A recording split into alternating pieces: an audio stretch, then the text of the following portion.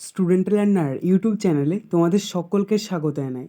আজ আমাদের আলোচ্য বিষয় পঞ্চম শ্রেণীর পরিবেশ ও বিজ্ঞান বিষয়ের সেকেন্ড সামাটিভ এক্সাম অর্থাৎ দ্বিতীয় পর্যায়ক্রমিক মূল্যায়নের একটা উত্তর সহ নমুনা প্রশ্নপত্র নিয়ে। ফুল মার্কস তোমাদের থাকবে 20, সময় থাকবে 40 মিনিট। প্রশ্নপত্রটা তোমাদের সেট নাম্বার 2।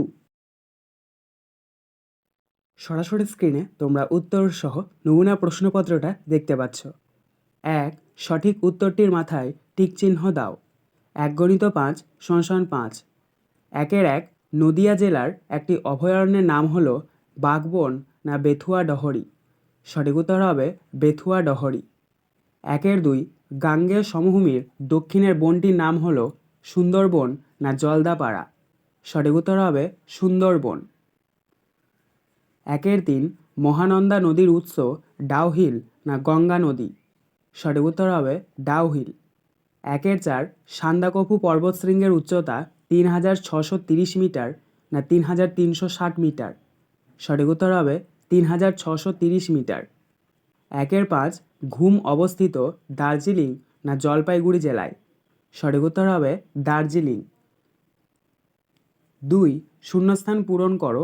1 × 5 = 5। 2-1 আত্রেয়ী নদীর কাছের শহর হলো ড্যাশ। এখানে শূন্যস্থানে বসবে বালুরঘাট। 2-2 অযোধ্যা পাহাড় ড্যাশ জেলায় অবস্থিত। এখানে শূন্যস্থানে বসবে পুরুলিয়া। 2-3 বোটানিক্যাল গার্ডেন আছে ড্যাশ। এখানে শূন্যস্থানে বসবে হাওড়া জেলায়। 2-4 পাট চাষ ড্যাশ সময়ে করা হয়। এখানে শূন্যস্থানে বসবে বর্ষার। 2-5 ভূমির উচ্চতা মাপা হয় ড্যাশ থেকে। এখানে শূন্যস্থানে বসবে সমুদ্র।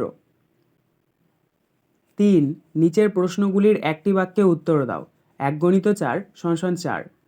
3-1 চন্দ্রকেতুগড় কোথায় অবস্থিত? উত্তর উত্তর 24 পরগনায়। 3-2 হিমালয় পর্বত পশ্চিমবঙ্গের কোন দিকে অবস্থিত? উত্তর উত্তর দিকে। 3-3 দুটি শকুন সংরক্ষণ কেন্দ্রের নাম লেখো। উত্তর বক্সার বাঘবন ও আসামের রানী। 3-4 উত্তরবঙ্গের কয়টি জেলা আছে? উত্তর 8টি। 4 নিচের প্রশ্নগুলির কয়েকটি বাক্যে উত্তর দাও। 3 × 2 = 6।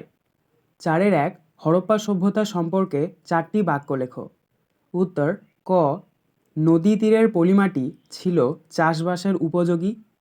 খ চাষবাসের প্রয়োজনীয় জল নদী থেকে সহজেই পাওয়া যেত।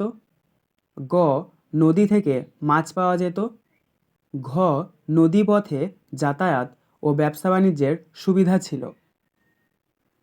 4-2 সাধারণতন্ত্র দিবস কেন পালন করা হয়? উত্তর প্রতি বছর 26শে জানুয়ারি তারিখটিতে আমরা সাধারণতন্ত্র দিবস পালন করি। সাধারণতন্ত্র মানে হলো সাধারণ মানুষই দেশ চালাবে। আজ যে সাধারণ লোকই সেই পরে ভোটে জিতে সরকারের প্রধান হতে পারে। Doctor B.R.. আম্বেদকরের নেতৃত্বে সংবিধান রচিত হয়েছিল। 1950 সালের 26শে জানুয়ারি ভারতের সংবিধান কার্যকরী হয়।